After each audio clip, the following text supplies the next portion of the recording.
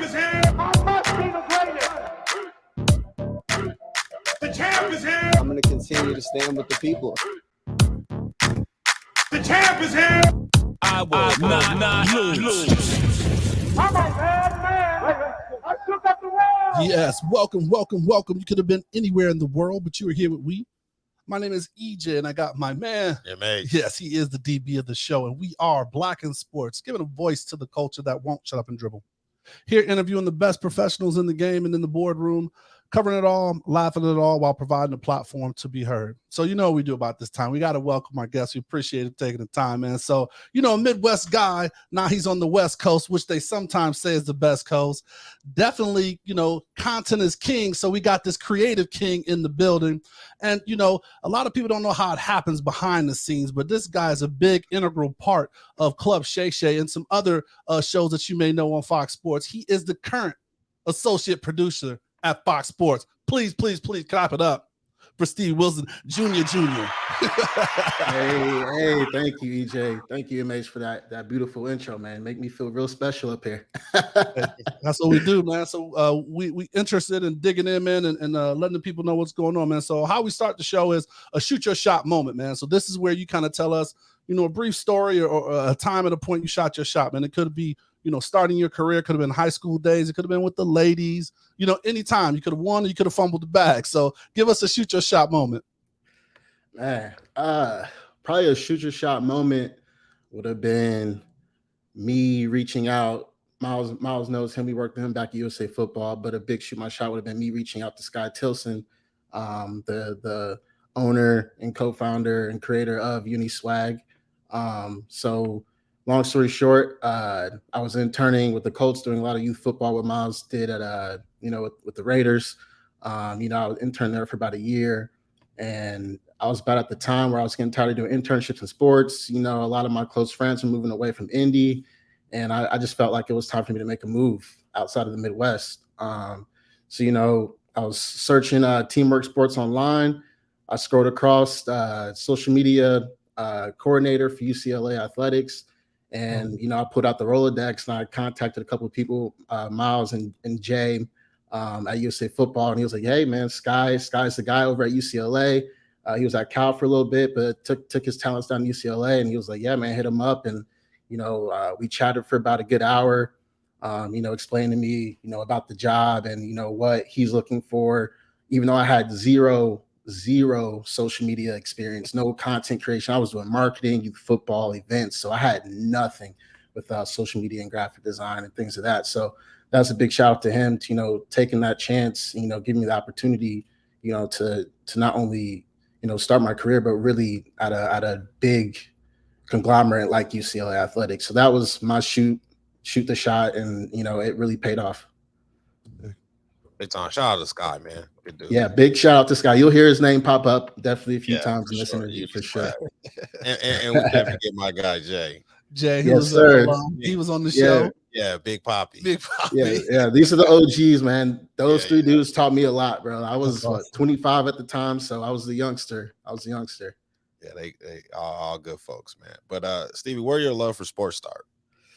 Man, as far as I can remember, out the womb, my pops, he put a ball in my hands at 5. So I started off playing basketball, football, soccer, baseball, and once it got old enough, you have to really commit to a few certain sports. So I started doing football, basketball, and baseball, my 3 major sports. But the love of the game really started out in my backyard.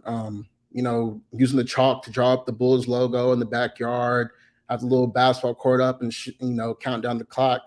That's really what it started. And I luckily a lot of the kids in my neighborhood were a lot of active, and we always play pickup, either football or basketball. So it was really just in the neighborhood, and got to credit the pops for putting the ball in my hands for sure. Yeah, so you nap for real. You nap. Yeah. In Naptown, 317.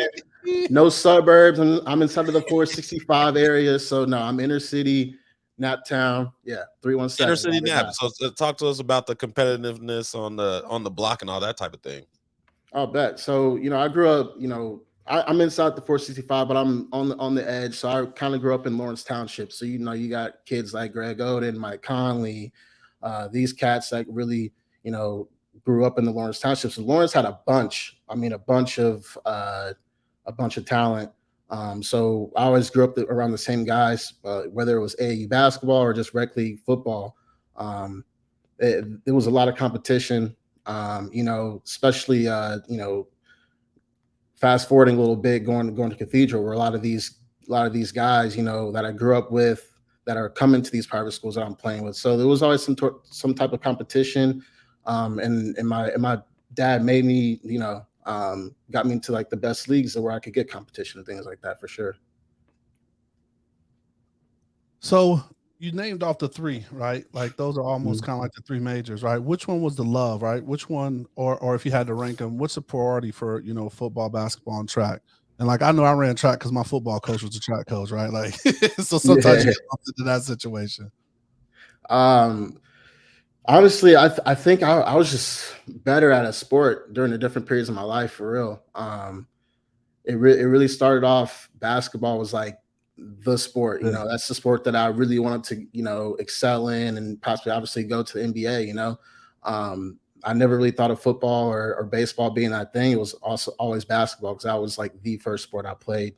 But honestly, football was that sport that really took over. It was middle school and going into high school where I really just saw myself excelling a lot more on the football field. And granted, I was killer on the basketball court too, but football was another thing where I was a shifty back, I was quick, and I like to hit. So I was not scared of contact, no matter how little I was. I was, my dad always told me, yo, get out of bounds. I was like, nah, like I'm going through these dudes so they know that that next time, I'm not gonna go down so easy. So football, I'd say it's my love. It's honestly like that's the thing that if I could watch a sport for the rest of my life, it would be football for sure. Let's go. And what position? So I started out running back, and then high school slot H-back. Yeah. Okay. 1-on-1. So MH is the DB of the show. So 1-on-1. So 1-on-1. Hey, we've had these conversations. We've had the conversation a million times. I was hoping there was film. But no, we definitely had these conversations, man. I'll tear old head up. He knows. So I don't know about that, but we did do like a little just 1-on-1 one time, a little drill, okay. Like when you just kind of messing around. I think we were doing something at the Colts facility. Okay, yeah, that's right. Yeah, most times dudes just kind of do a little outside release like you're supposed to when you messing around. But he want to do some jab to the inside, take an inside release, like run to the linebackers. All right, Steve, I'm playing coverage. We're not as I know I got help inside. Yeah, he had me stand up a little bit. I love it. Steve, how do we settle with Stevie? There's so many iterations of Stevie. I just kind of want to know that. How do we get there? That's the government. Real name, that's on the birth certificate, driver's license. Nobody believes me. It's always, is it Steve or Steven? Or when I introduce myself, I'm like, yo, I'm Stevie. They're like, oh, Steve? Or they say the other way. I'm just like, like you'll hear it enough times at the end of the day where by the last thing you'll say to me, you'll say bye Stevie, the correct way. But yeah, it's I'm a junior. Stevie Maurice Wilson Jr. Shout out to the Pops for giving me that last name. I definitely carry that with the badge of honor because that's definitely, I got to show respect to my Pops for sure. That's dope. Learn something new every day. And then I know you went to an average place of playing football in high school. So, knowing that the program was kind of average, how was it to excel at an average program and really kind of elevate yourself there? Well, I don't know about average. I mean, I think the last I checked, I'm pretty sure we have the most state titles in the state of Indiana. You can do your research on. We may be 1 or 2 now, but I'm pretty. We top 2 for sure. You somewhere in there, huh? We somewhere in there. Are we playing at the highest class? What classifications are we at? I can't. So when I was there, we were 4A, which was the second to highest class. Yep. I was there. So I won a state championship in 08. My junior year, we won my freshman year, but I went on and played basketball, so I didn't make that transition to go practice with the varsity during playoffs. Lost in semi-state my sophomore year. We got robbed. Look up the film against Evansville Rights.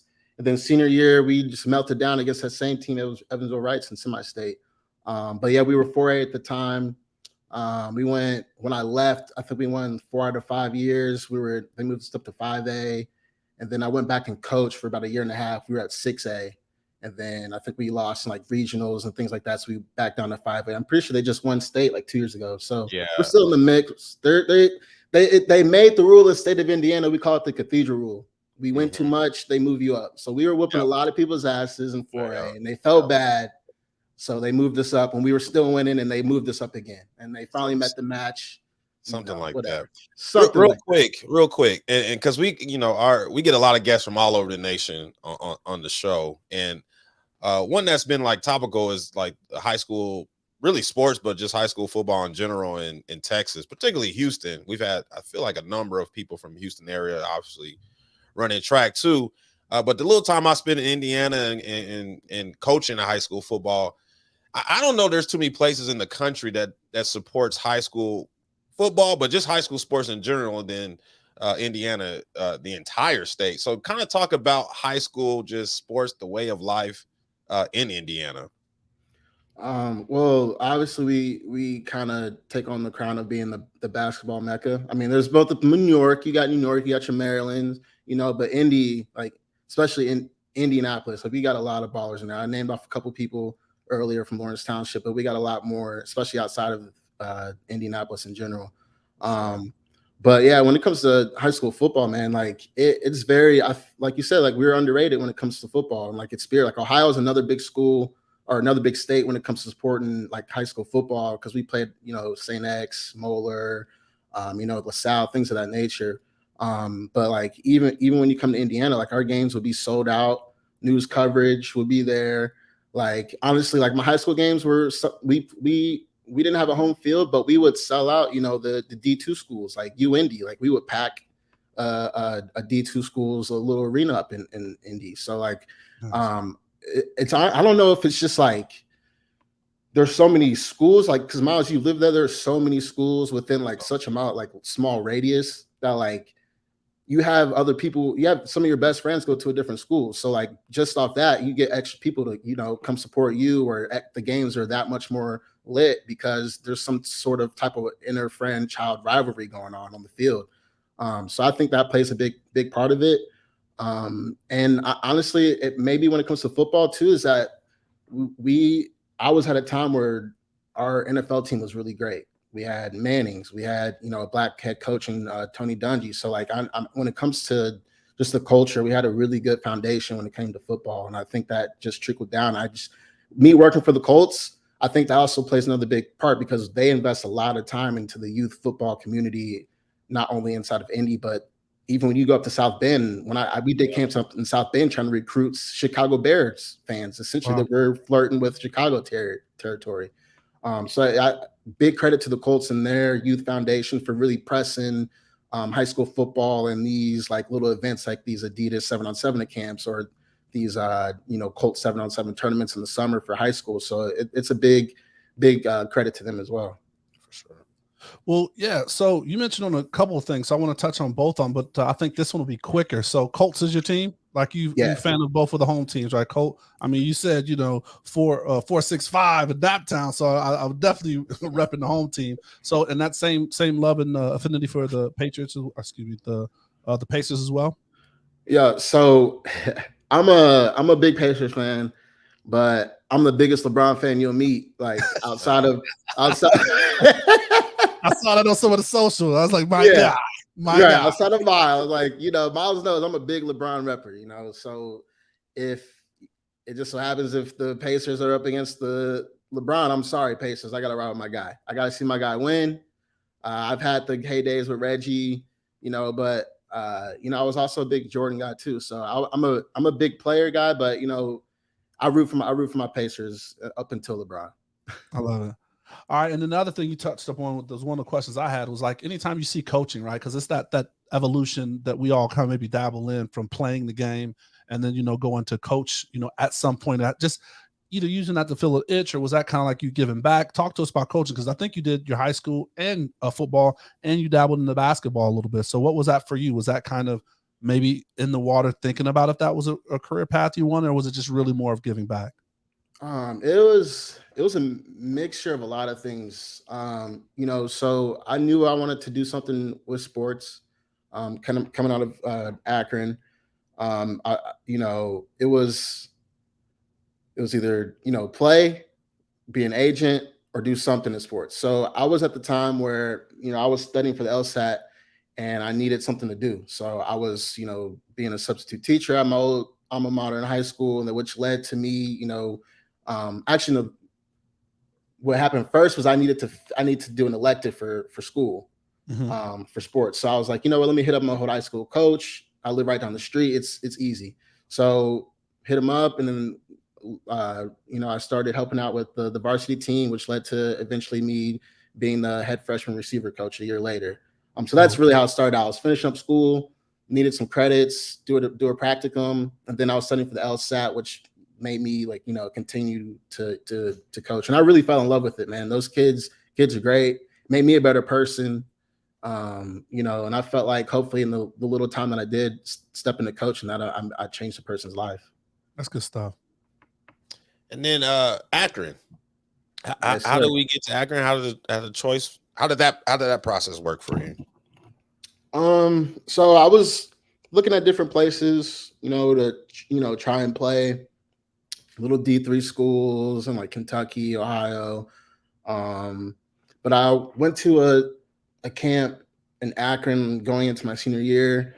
I fell in love with, just the place and like the new facilities that they were building. So that, that kind of stuck out on me. And that was kind of like my last decision, like, let me go here. It's D1, let me try and do this. So I don't really tell a lot of people this story, Miles. You got it out of me. So I was, I preferred walk on was the goal. Contacting the coaches, I was literally 2 weeks before going down to Akron, to try out essentially for the team, be a walk on. Found out I didn't get cleared by NCAA, so that was a big hit to me. A lot of people don't know that, but yeah, I essentially my scores on the SAT and ACT weren't high enough to compete with the weight of my GPA coming out of high school, so I had to sit out.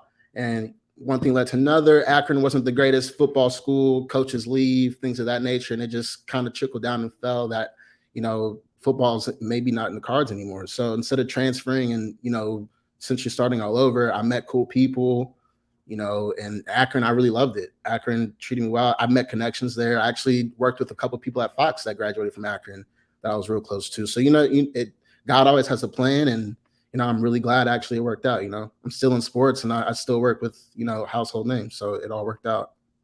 That's a perfect transition. Oh, my bad. That's a perfect transition, man. So we like to call this, in the game. This is where we kind of start talking about some of your career journeys, some of your career path. And you mentioned Fox Sports, and that's what we did in, kind of the intro. Mm-hmm. So kind of tell us what your day-to-day is, as associate producer at Fox Sports. Give us kind of like what a day could be, because I know that always changes. Right. So I started at Fox 2 weeks before COVID hit. I kid you not. Dang. Started 2 weeks before COVID hit. So I got a little bit of the taste of when Skip says wake up call is at like 3 a.m. for that man. Like, he's legit up at 3. I had to get up at 4:30 just to make it to the lot at 6, and the show starts at 6:30. Man, bro, I was literally contemplating like accepting this job. I was like, I did not know if I could be waking up at 4:30 every morning, because it's a lot.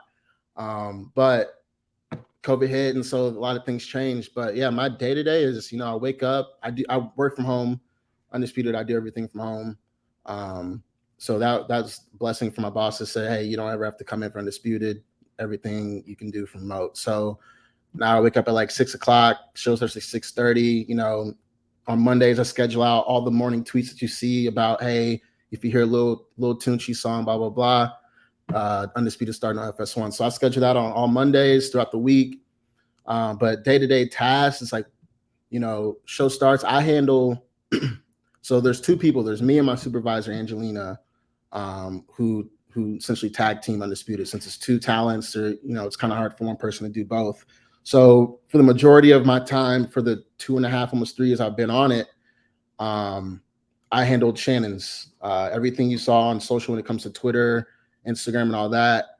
That was me. So his voice, his quotes, that's what I would handle, is cutting up his take, in our software, grab a quote, send it over for approval, and then push it out. We usually push our things out like in like a 10-minute interval for between Skip and Shannon.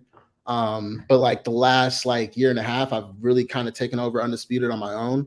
My supervisor is still there, if I ever need her, but it's mainly like I swap back and forth between Skip and Shannon, depending on days of Skip's podcast where people are more hands off. So I have like a little team below me that helps me grab quotes while I distribute and edit reels and get things to Facebook of that nature. So I got a little team around me to handle like the little tedious work now. But yeah, that's essentially the day of Undisputed. And then like when Club Shay Shay, for example, was there, my days would be it's from 6 to 4 p.m. on a busy day because I'm pushing out content for a whole nother entity. This past like 6 months, I've really built a relationship with Shannon, sending things to him directly instead of his producer, just really growing, and really building a relationship with the talent. And with that, it's really understanding their voice, right? Like, you have to kind of understand like what they were trying to do, and then take that narrative or that quote or that clip and say, okay, how is he trying to express that? So that's dope to kind of like build that over the time where you're doing, Skip and Shannon. Yeah, so that was probably like the more comfortable thing for them bringing me on to Club Shay Shay, because I was already doing Shannon's voice for Undisputed. So it's like almost like a seamless transition. So I already knew his voice. I knew like the style and everything. So it really was kind of like a seamless and easy transition to pick back up on Club Shay Shay. Interesting. I mean, how many, and we're talking about, Skip Bayless and Shannon Sharpe. Those are, two of the highest in the game as far as just kind of sports talk and sports media. How many layers does it take to kind of get to them? I know these dudes got, handlers, agents, representatives, producers. How many layers is that? It's at least like 2 to 3 for Skip. Like I've met Skip probably once or twice. Granted, COVID was a whole year and a half. As you see, like when I was first there, we had a moderator in studio. Now we don't even have a moderator in studio. Like it's right. A whole different dynamic when COVID hit. So they protect the high ups for sure. I met Skip during a photo shoot when I was grabbing behind the scenes content. And that was the first time I ever met him. Man, he's one of the nicest people you'll ever meet. Like super generous, takes his time out just to ask you like, what do you work on? How are you doing? And things like that. And so like the interactions I have with him were great. But I've had way more interactions with Shannon because I work hand in hand with his podcast. So it's a lot easier for me to be around him or having more contact with him. Like I explained, I was more so like his producer for Club Shay Shay these last 6 months. Anything you saw on his page from reels and stuff, that was me editing it and then sending it to him. So it was kind of like, yeah, his producer was just bumping me up, and really just helping me build as a content producer. So what was the evolution? Like, how did Club Shay Shay start, right? Like, was it something where he was just doing a really good job, or someone like really saw and said, hey, here's a place for you? Like, do you recall the evolution as you were kind of doing Undisputed and then when this came up? Yeah, so on Undisputed, he would always, do something for 2 something, always shouting out, with Skip when Cowboys lose, you gonna hold this L. We serving up hot L's at Club Shay Shay. So that's right. He started brewing that in a little bit into Undisputed, and Club Shay Shay actually goes back to when he played, in the NFL. He would have like parties and would have the Club Shay Shay and have it like at other people's places essentially. But that's where Club Shay Shay came from, the name of it. But yeah, it turned into serving up hot L's. Every Sunday, I know Miles is a Cowboys fan and all that stuff, but it hurts. But yeah, that's where it started from. And they just felt that was a natural evolution because of natural. You just kept picking up all of that content, and it was just so people were gravitating to us. Like, hey, let's kind of take this, and create a whole nother medium to like house this, right? And whoever came up with the uncle, it was a big move from. We actually MH brought that up and kind of we talked about it on our last live show. Smart. It's very smart. Yeah, very smart branding by him. like I started posting stuff when it's just Unc, X, and then our guests. Like I started adapting to posting Unc and whatever instead of just Shannon. So it definitely grew. It's definitely, like I said, it's definitely just tapped into how like I've changed essentially Shannon's voice on Club Shay Shay here and there. Speaking of Shannon Sharpe and his voice, and I mean, I'm not going. This is not about Shannon Sharpe. This is about Stevie. But I've always been a fan of Undisputed because I like Skip Bayless. I really like. Yeah, Skip. I love him. I love him. Yeah. So I mean, seeing Shannon Sharpe from day one of when Undisputed got going until now to whatever he's going to do, you got an inside kind of look of his growth and evolution in this part of sports medium. How can you speak to that, his growth and his work ethic to be where he's at now? Man, it's honestly crazy to see, bro, because you know they were on the air for 7 years and I was only there for the last better half three years of the show. So really just seeing him mature from when he started to when I got there, and then to when I got there to when he is right now, like the way he interviews people, the way he dives into certain topics, and the way he can get something out of somebody, like just the way he answers questions and bringing his energy. Club Shay Shay has helped him on air on Undisputed when we have guests on, and how he interviews and how he handles people. So just the heart, he definitely works hard.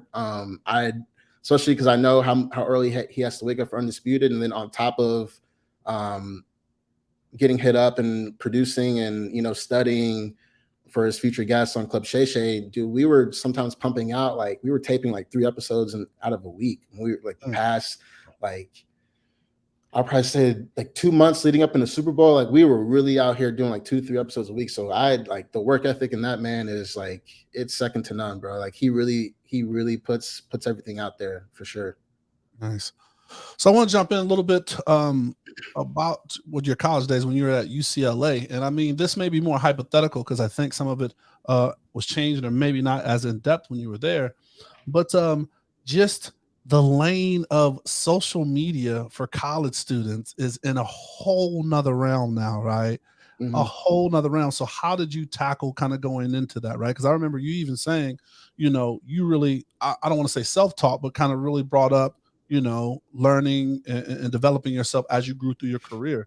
So how was that getting into that? And then even managing, most colleges have, 20 plus sports, because it's not just the main sport. You got to give love to it's women's field hockey. Yeah, it's we can dive into that a little bit later. I can get into that a little more when handling all those accounts. But as far as like doing things for college athletics, I came in a weird spot. So I was there when Rosen was a senior. So it was kind of a lot of it was a lot going on. It was Rosen and Rosen and Darnold, right? So it was kind of like the beginning of like where college athletes were really starting to kind of try to brand themselves, like it was right on the verge in NIL. There's a lot of gray areas going on, and you can see a lot of people were like starting their brands. And the biggest things that Sky told me was to market research, right? So the big thing I used to do was, I used to have a Clemson, Ohio State, Texas, Notre Dame to a certain degree. Those accounts were like the Mount Rushmores of college football, not even just college football, but college athletic content in general. Ohio State is where I really, Sammy Silverman, his whole creative team, when he was there like five plus years ago, man, they actually killed the game. And that's where I literally studied what they did over there. What type of graphics were they putting out? What were they highlighting? They were highlighting their Buckeyes in the pros. So I tried to do that same thing, make content to highlight not only our current athletes here, but what coming to UCLA, what you can get to eventually, going to the pros. So always highlighting your pros, always highlighting, try to build a brand for UCLA athletics, but also for, that top-notch running back, position skills, things of that nature. So that was kind of what I tried to do and what I tried to instill at UCLA. Because Chip Kelly was there my last year at at UCLA. So I knew like he was going to change UCLA's football program around. And at the time, we did not have a content team set for football. There was one guy who did photography and graphics, and then our athletics content team on game days, just home game days, we would run the football content. And like we were putting out some really dope stuff. So like I could only imagine what UCLA could have done and been like leading up to the Chip Kelly era, because what you see now, like they're pretty good in what they're doing on content, but like they're not where USC and all these other competitors are at right now. And I was trying to do my best and to, you know, hey, going to my boss, hey, look, this is what we need to do. This is what just hire me a graphic designer. I promise you, just hire me a graphic designer. I can tell you what can tell you what I want. I'm just not as good as what a design, like set designer, like capabilities are. Right. I tried my hardest, and you know they just started to go a different route. So that's essentially when I took it on myself to be self-taught into Photoshop and really just to become a Swiss Army knife. But to answer your question about answering for other like 25 different sports, man, we went through battles with men's volleyball or like you said, like just something that, yeah, they're winning, but they're not producing money. So like we would get coaches in the office and like things like that where it would just be like, or comments on our posts from athletes of a different sport, like saying like, oh, I wish such and such would get this love. It's like we had to actually have a meeting about this because like, dude, you're not making yourself look bad, but you're making us look bad, and then you're also just like you're making your sport look bad because you're not showing support for your other you know athletic teammates that share the athletic facilities with you, and that sport that provides you to still be afloat in the NCAA and at UCLA. So there was definitely a battle here and there between to show love, but I'm pretty sure like we found answers and solutions to things like that.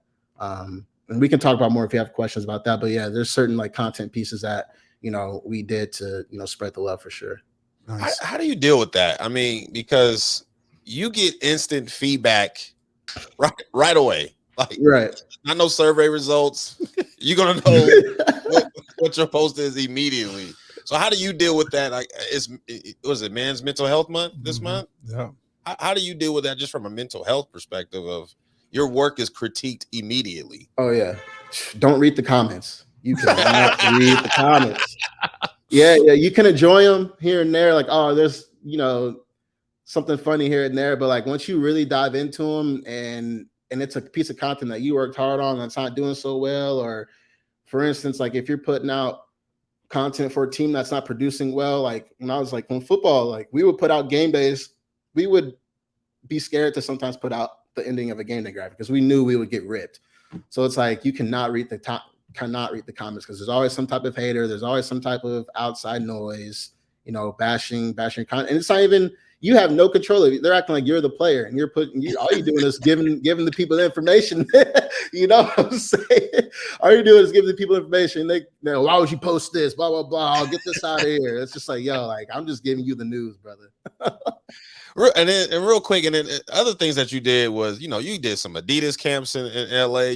You've really been into the grassroots part of the game, and you mentioned what you did with the Colts, and obviously playing the game. I guess how much of that helps into your creative piece to what you're doing now? It definitely helps because I just have an eye for things that just I think I don't want to say just look cool or just have that eye for something that just will work. And I think that's one thing that's Sky really just took a chance on me and just knew that I had an eye for something that stood out, or I just had a creative brain where we can just make this just a little bit better, or what if we do it this way? So being involved in like the Soup Dog hosted a 7-on-7. I went down with Uniswag and did some media stuff, and went to like you did the Adidas 7-on-7 where a lot of these guys, like a lot of the rookies at the time, I forget who was there, but just being around these different athletes and seeing like different setups at these events, like really just get your creative mind going. I just like take different pieces and ideas of like the culture and like what things like what these kids like. So that just taking different pieces and, you know, seeing like what the culture and the community and things of that like reflect off what they like on social media.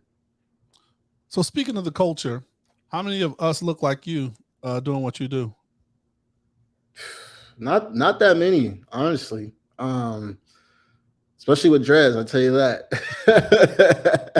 No, but honestly not that many. But there's definitely a lot of good creators out there that look like us.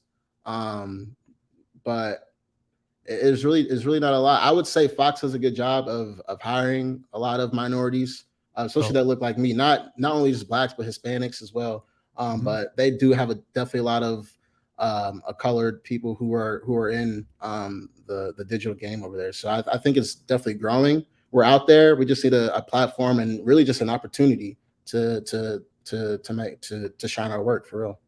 Like it. And then, you know, the old saying, you know, content is king. And everybody's out there, you know, making content, you know, from TikTok to whatever, you know, our podcast is a form of content. Do you think we're oversaturated, or is that no such thing? Well, as a podcast? No, oversaturation, people making content. It depends, man. It depends on what your audience is. You know, I was always taught sometimes less is more. So like for instance, like I would get into a battle sometimes with the lead producer on Club Shay Shay on how much stuff we would put out. Like sometimes he would like hit me up with a list of like, you know, 25 things to get out in a week. I'm just like, yo, like that's too much. Like, first off, like some of our guests, you don't even need to be pushing out that many contents just because of the name alone. And now we're so established as a brand, we can just drop.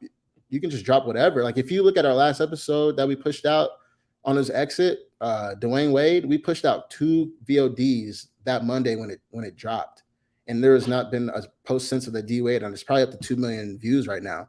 So like, just imagine if like we had just gauged it a little bit more, like putting out like 5 to 6 more things. We don't need to overload it with 30 things, because he hit me up with the D Wade list with like 35 clips, 30 to 35. I'm like, yo, like, that's too much. That's literally watering down, oversaturating the market, and some of those clips aren't even going to do well, because it's like, yo, like enough's enough for each other. You know what I'm saying? They start to bleed into each other. One thing overlaps. Like, I already heard this. I just need to fast forward to get to another part. So sometimes less is more. Even on graphics, sometimes less is more. Awesome. Ready for them quick hits, MH? Yeah, man. Stevie, this is just some quick questions. First thing come to mind, just so our audience can get to know you a little bit more. But first time, if ever, you've been starstruck. First time if ever. Man. Reggie Miller. That's one of the first things that come to mind. Reggie Miller, met him working at UCLA during basketball. It was USC versus UCLA in Poly Pavilion. And we had these things at UCLA. We would go around and catch alumni, and we give them a 4s up. And that was our thing, 4s up Friday. So we would go around and get alumni who are at games to give us some 4s up. So I spotted Reggie, and man, like I couldn't even really get out words. I was like, what I told, I was like, man, first off, I just want to tell you, bro, thank you for putting Indy on the map. Like, I was just like, he was like, cool, man, where are you from? I was like, I'm from Indy. He was like, yo, no, where'd you grow up in Indy? I was like, oh, like Lawrence, I'm right down the street from Cathedral. He's like, oh, you're a Cathedral boy. So like, I was like mumbling over my words, not really like clearly hearing what this man was saying to me. So yeah, I would think that's one of the, like, especially in like my line of work, like me getting starstruck for sure. Yeah. Shout out to Cheryl's little brother. All disrespect. You do it like that, bro. All disrespect. No disrespect. So if you don't know, I'm gonna get back to it. But if you don't know, for everybody that bids on shoes and don't get them, Stevie is the reason why you don't get them. So give me your top 5, your top favorite shoes right now that you got in the closet. In the closet. I would say my LeBron Kith 15s, all black. I got those All-Star weekend. His last when LA had the All-Star game out here. Let's see. Another pair. I got the Union. I keep these in my rotation. The Union not the SB, but the Union Dunks. I got the Argon flavor and the pistachio. I need to finish the collection and get the Lakers colorway. I got the Jordan Union. Pistachio. all in one. You don't even know what he's talking about. What are you talking about? I got the Jordan Union 2s are in the rotation a little bit. But the real hitters that are slept on that people don't probably know about or probably like, what are those? Or the Soleil Benberry Crocs, the Pollock's clogs. Oh man, you out there running them giblets on your feet? Hey, they are comfy, bro. Giblets? Let me tell you. Hey, they are comfy, bro. Let me tell you, very comfy. But no, I got some few things, but those what's in the rotation right now. Okay, you an Indy boy? Give me your top 5 athletes from Indy. Basketball, football, whatever it may be. Top 5 athletes from Indy or just from the state of Indiana. Let's go Indy. I want Indy. I don't care about state of Indiana. All right. Whew, that's tough, bro. So we got Greg Oden, obviously. Like, shout out to Greg. Shout out to the pool over here. Hey, bro, these dudes won 4. I'm gonna put Mike Conley up there too, because these dudes won 4 straight high school basketball championships, bro. That has never been done. Like these dudes were the truth. I remember going when I was in middle school, going to watch these dudes play basketball. Mm-hmm. There's gonna be a lot of football people in there or basketball. I would say Eric Gordon. Oh yeah, Eric Gordon for sure. Cannot forget about that man. That man's still balling. Michael Jordan's sons ain't never been the same. Michael Jordan. Hey, they came to Indy and got put up. They dropped like 40 on their head, bro. Mike don't even claim them no more, man. They ain't never been the same. Straight up, they had never been the same since they landed at North Central, bro. Sheesh, top. And that's tough. Oh, I got to go with my man Jack Doyle, Cathedral grad. Long-time Indianapolis Colt tight end. He's a legend around in Indy. He definitely made bank. That man only had 1 scholarship coming out of high school, and that was to Western Kentucky. And he played his senior year with a broken hand, and he was snagging on everybody. That's all I remember about Jack being a sophomore, which is him just dogging everybody. So I would definitely put him in my top 5. I'm probably slighting a lot of people for real. Oscar Robertson. Duh, but I could just save him for last. Big O, Christian Sadix. Yes, sir. Oscar Robertson. People would have been mad at me if I did not say that. So Oscar Robertson. That's 4. Man, I'm not gonna forget somebody.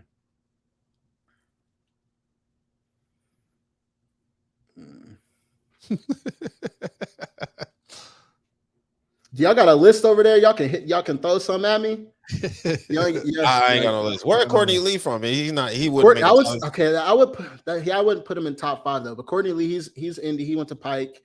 He's another guy that he played on Mike Conley and Greg Oden's AAU team. Those were around the times where you could only have a certain amount of high school players on the same team, AAU teams. I didn't go to the same high school, so Courtney Lee's up there for sure. But I don't think I would put him in top 5.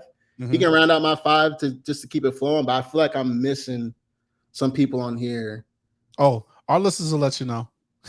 Okay. I definitely have to put Oscar Robinson up there because I know I would have received a lot of heat for not putting Big O up there for sure.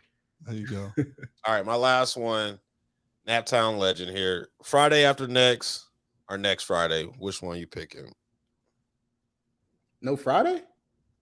No, well, what's called one in there? Mike Epps one in Friday. Oh, okay. You talk. Okay. You meant Friday after next. So it goes Friday after next. I would do Friday after next. His first appearance in the Fridays, I think. But man, him in the Santa Claus joint. That's funny. Yeah, that Friday. I'm telling you.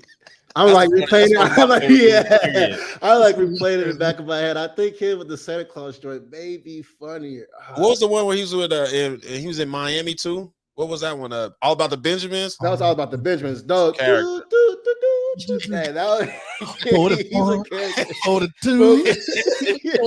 was The white around your mouth. Yeah. Mike Epps, bro. He's I mean, was your top 5 athletes or just talent in general? Because mine was athletes. Okay, because we got Vivica Fox and we got Mike Epps, So there's a Arlington High School, Vivica Fox, right down the street. Yes, sir. Hey, Miles, surprising you, huh? A little bit. I got 2 quick ones, man. So, what's your favorite social media platform? Instagram. IG? Instagram for sure. Okay. IG for sure. I got dragged on the TikTok just because I had to. Oh, so I don't have a personal TikTok. You got to doing dances, some little TikTok dances. No. It's not personal TikTok. It's literally just for work. Like Undisputed and was Club Shay Shay. That's the only time I'm on TikTok posting. I'll get on there just to scroll, but Instagram, Twitter fell off for me. That's just where I get my news if I want to research something. But I would say Instagram is king for sure. Got you. Is there a social kind of post or strategy or something that went down? You're like, damn, I wish I'd have thought of that. Is there anyone that come to mind? Because I just think about there's some dope shit that happens. I think it was the draft where I forget what team was going around and asking people on the streets what's the name of the team. Oh, brother, the Titans did that, right? And they would show the team, and the person would call them out of the blue, and then the social media teams of the different teams change their shit for the day. That's dope creative shit. So is there anything like that you could think of that's just yo, that was a good one? Man, and I know that's putting you on the spot, but it's just sometimes when you think about just the creative things and how, because it's it's organic, right? That actual moment was funny, right? Them capturing that video of what team logo this is, but then they like to keep it moving and other people doing it, or the Twitter beef. That shit's funny too, right? Yeah, I've seen the Twitter beef. Hilarious. Twitter's hilarious. I don't know if I could put my finger on the exact point, but a good content team that I like, to watch when I see rollouts, whether it's a signing or a draft day or something along the lines of building up to off-season content. I would say the Chargers. The Chargers do a great job. I actually used to work with one of the lead guys over there with his name's David. I used to work with him at UCLA. And actually a girl that I work with at the Colts, she came from Clemson, her name's Carly. She's over at the Chargers now, but they have a really good team when it comes to rolling out schedule releases, nice. Signings and things like that. But they have a really good original, content team. But other than that, I would say when I was in college, I would pay attention to Ohio State and Sam Silverman's team over there. They used to do a lot of slick stuff, whether it's their game day content with feeding in the motion graphics. And I remember there was one sick graphic that he did. It had to do with the fight song, and he turned it into an animation. He was making the words pop up on the screen and crossing things out. I'm pretty sure it was during the Michigan Week too, which is even a bigger. But that was one thing I was like, man, all right, this is what I need to be doing. This is something that I want to learn how to do, where I can incorporate this, because this is the wave. And you can see a lot of people in college athletics and in just sports in general use a lot more motion and After Effects when it comes to graphics. And I think it's because of what Ohio State was doing five years ago. That's dope. All right, man. So we want to jump into the winner's circle, man. This is where we talk about a little bit about what the future holds and, things you got going on. So one thing, we talked about, and you're going to have to help me with this. I think was it Behance? Is that how you pronounce it? Yeah, Behance. That's, so what is that? Is that kind of a place for creators? Is that actually your site? Talk to us about that and how you're involved with it. Yeah. So Behance is just, just a website where a creator or designer like me can, just make a portfolio that's live on the internet. It's just my portfolio. It's the easiest way I can, how's that? Right. Yeah. Have it somewhere. It's in my link on my socials. So it's an easy plug in. I put that on my resumes, so it's easy for them to, to highlight and click or whatever. Nice. But yeah, it's just a site that shows off my artwork. I actually just redid it recently to clean things up, really just make it add in more art that I've done for the past year. So I've actually had time to sit down and freshen up that page. Because I do want to do a lot more freelance work. That's the goals is, to do freelance work, to be like a social media manager and content producer for athletes and things of that. So there you go. Yeah, that's what that's for. So that's my fault, EJ. Go ahead, bro. So yeah, just really quick. So people don't know also some of your path, and maybe it's our fault for not touching it. You have that graphic design background as well. So, not only are you taking these like images and you're doing the with the strategy, you're actually creating the digital and the creative around it, right? Yeah, correct. So I touched on it a little bit with UCLA, like, once Sky transitioned out and I was trying to, fill his role, they decided to go a different way. I was like, okay, since, they don't want to hire a graphic designer, I'm going to turn myself into one. So I would literally spend countless. Don't ask me what my day-to-days were. Don't ask me what I'm doing. I'm going to the office. This is what I'm doing. I'm spending 8 hours a day in Photoshop. I'm going to make graphics. I'm going to do this. I'm going to watch YouTube. I'm going to hound the guy next to me who's an editor, but he dabbles in Photoshop. So I'm going to badger him next to me. Yo, how do you do this? He would show me, erase it. All right, Stevie, you do it. So that's how I learned Photoshop. It was about, show me how to do it and I can do it. Or let me sit here and practice 8 hours a day and mess around with these graphics, make wallpapers for each sport. And that's another way of me like showing love to all these like swimming and volleyball. I would make wallpaper Wednesday. So that was another thing of really testing my graphic skills and really just making up content for me to push out just for myself, just to get my work out there. Just like, oh, that's UCLA Athletics. Oh, that's Stevie who did that graphic. Because nice. So I made avenues of how to become a content creator and full of Swiss Army knife. I can edit a little bit. I can work with After Effects a little bit now, and like now it's like Photoshop is like my thing, and I can always get better. I've only been in Photoshop for like 4 or 5 hard years now. In the past like year and a half, I really haven't had to touch it because I'm more of like the creative director where I don't really have to touch it. I can just tell like, hey, like this is what I'm looking, this is what I think aesthetic wise. Like I'll give them assets, hey, show me what you got, and like I can make tweaks here and there. But so yeah, that's how graphic design really became. Dope. What do you see the next kind of wave with content? It's always kind of evolving. Where do you see it moving? As far as what just creations when it comes to the way graphics are, just the way that social media kind of works, man. You're in that world essentially. What do you see the next kind of wave of it? That's kind of old ass asking that question. That's what.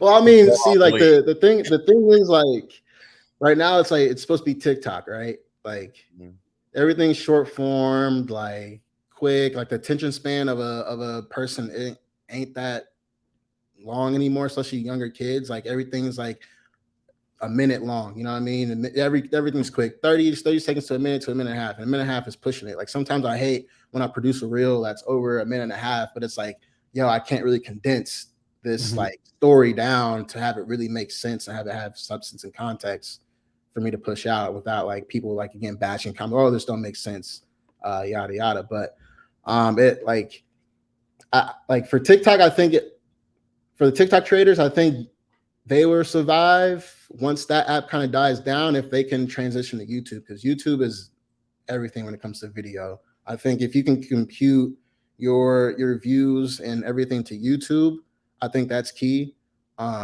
We like our YouTube on Club Shay Shay really picked up. It wasn't even our strongest thing at first. It was Instagram, and all of a sudden YouTube just started killing it. I don't know if that's YouTube really.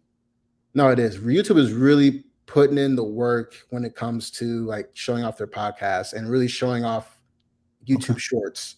So YouTube Shorts, like if that's something you guys aren't doing, you guys should definitely tap into that. Make little like YouTube, like they promote YouTube Shorts hard. That's like the Reels and the TikToks, right? Yeah, that's their competitive. Very competitive, and like that's what we talk about at Fox a lot. Like like the past like few months, it's really been hey.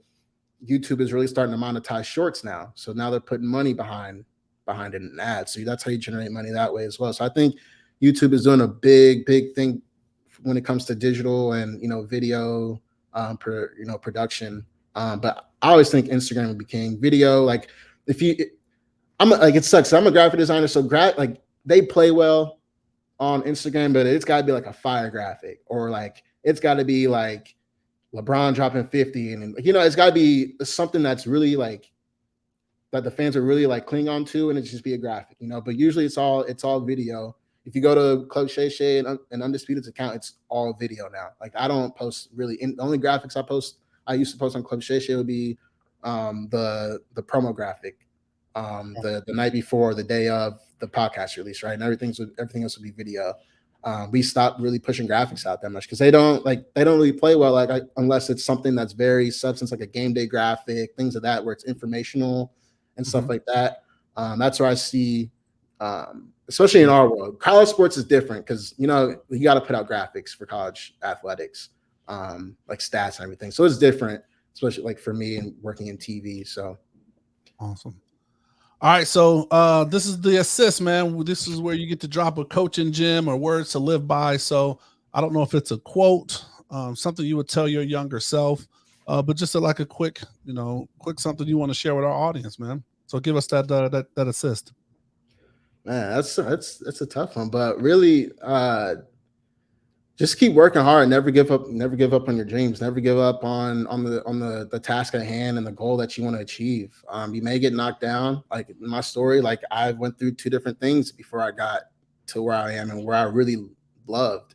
I always was so depressed and like, oh, I don't get to play football, or I didn't, the law school didn't work out. But it's like I always wanted to know like what I wanted to do, like in sports or be around athletes. And I just one thing knocked me down. I got back up. So really, it's just just keep at it. Work harder than that man next to you. Because my dad always told me, man, like playing sports, there's someone across the nation or the state or right down the street from you that's working twice as hard as you to get to the same position that you're trying to. So I think that's my little my coaching gym, and hopefully that sticks with somebody out there. There it is. MH. Final thoughts. Appreciate you, brother, man. One thing that I wanted to make sure the listeners knew about you, man. One thing I know about Stevie, that dude will ask a question. He ain't not afraid to ask you a question, get the answer. And you talked about it a lot in the interview, and I'm not saying this jokingly, like you're going to get the information you need. And you're not afraid to ask a question. And I think that's real dope. And I think that's part of the reason why you've succeeded such in a quick manner. So I'm a fan of yours, bro. I can't wait to keep seeing you stride, man. And I appreciate your time tonight. Yeah, no, I appreciate you having me, man. You really got me stepping out my comfort zone, bro. I'm usually behind the camera, behind the mic, grabbing photos of behind the scenes content and things like that. So like, this was different for me. Like, I was like, man, Miles hit me up about this. I don't even know. Like I'm not comfortable with it, but like, I had to show out for the homeboy. That's an OG right there. Like I've learned a lot from that man, even in the like in the little time that we spent working with each other. So I really appreciate you, appreciate the contacts that I've made through you and the friendship for sure. Yeah, that's love, bro. Well, there you go. Now you got a new shoot your shot moment, man. You know what I'm saying? I appreciate. Hey, it was good. It was good meeting you too, EJ. Great convo, brother. Absolutely. Yes, sir. I hope for y'all this podcast keeps going and you guys can take it to another level. And that's definitely the game plan. We hope to see you, doing that independent work for some great athletes, man, helping them steer that narrative, stay out of the commissioner's office by helping them create content that builds their brand, not tears it down. You know what I mean? Right. Exactly. Absolutely. Well, hey, man, we definitely want to thank our interviewee today, man. Thank you, Stevie, for jumping on. We want to thank you, the people, for listening, man. We hope you enjoyed the show. One way to show that you enjoyed the show is please share it, tag it, post it. Just get that word out there, man, because there's a lot of jewels that were dropped today. And then you may be looking to get in the digital and the creative space. And like I said, Stevie Stares so much great content for us. And like M.A. said, he's not afraid to ask that question. And maybe that's something that you should put in your toolkit, is to be able to ask that question. All right. New shows drop every Thursday, so please subscribe to our YouTube channel. Another gem that he dropped, YouTube is where we go, so we need to do some work to get our YouTube shorts together. But hey, please subscribe to YouTube, man, because we do believe that visual representation matters. If you see it, you can be it.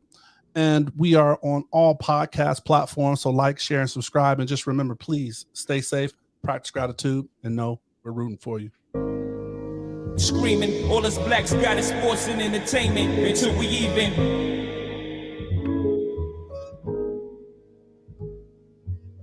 Assuming I'm rooting for everybody that's black. Yeah. Yeah. Sue me, I'm rooting for everybody that's black.